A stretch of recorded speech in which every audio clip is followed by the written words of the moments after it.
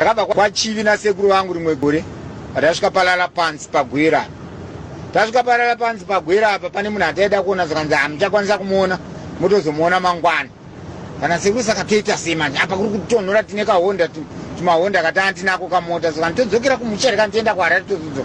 Ndakati aya sekuru toenda fu ndakati hatikechei. Kana sekuru tikeche ndakati hatikechei. Ataenda pane chimwe chibhawa so chinenge chemukanzuru ngechomaini ngechi. Pataona vamwe amai zvakanzi asi ndine chimwe Chimumu, ndine muzukuru wangu Chimumu. Zvino mumwe wenyu yaanozochi ndakati sekuru ndoda Chimumu ichocho.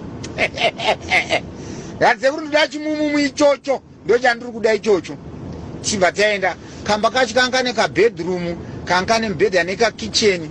Unozama zistove aya ainzi madhova aya ekuisa huni, hutsi huchibuda nepamusoro apo nepachimbini apo. Mama kaiswa huni muchidziya zvisingaite. Saka tumba tukomaina hatukuise madhoo, kana iswa dhoo kunze chete, remukati noiswa curtain. Ndakachirova Chimumu chakatanga chichashita, unoziva zvinoita shato. Chakatanga chichashita. Chakabva chataura. Chakashedza kuti amai panashi. Kuseni kwacho anga akechwa nasekuru wangu yakati naimi. Ko munhu mambonzwa ere munhu ashedza usiku kuti mai panashi? Ndakati ndakati muzukuru wenyu chikanzi ataura. Ndakati ataura kuti amai panashi. Ndamurova zvekuti akati amai panashi kutaura nanhasi chiri kutaura Chimumu ichocho chakabva chataura taflo.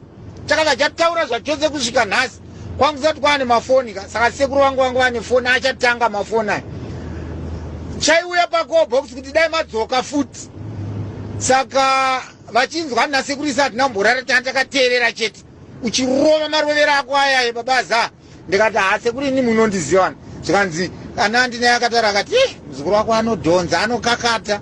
Saka sekuru wangu akabva wanditi da kupa zita rekuti madhonza. Saka kumba vanhu vanotonditi madhonza havazoti zita rakabva kupa. Vanongoti musunotete vangu vakatoti madhonza uri mupenyu here? Uko ndakati ndiri bhotete muri sei? Hambozva kuti zita rakabva kupire kuti madhonza. Vechidika vandorova zvekuti vanotiza kana kumba ikoko unongonzwa kuti achiti ndichambomhanya kumusha ndakugara mumusha uko.